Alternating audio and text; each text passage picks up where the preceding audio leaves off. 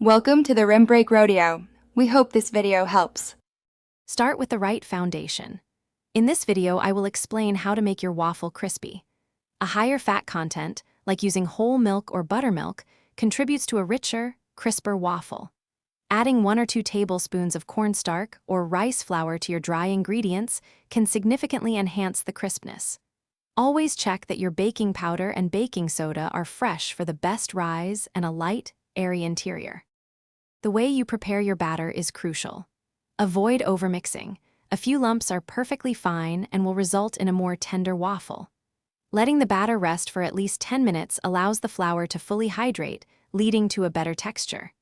For an extra light and crispy waffle, separate your egg whites, whip them to soft peaks, and gently fold them into the batter just before cooking.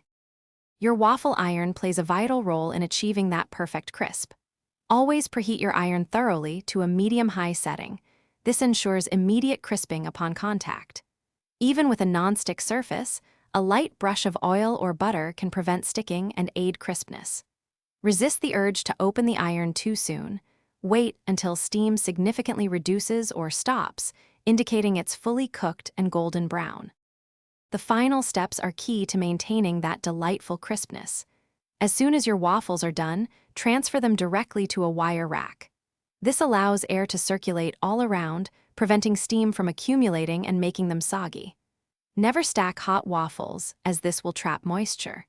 For the absolute best experience, serve your crispy waffles immediately and enjoy every warm, crunchy bite. Thanks for watching. Consider subscribing if we helped you.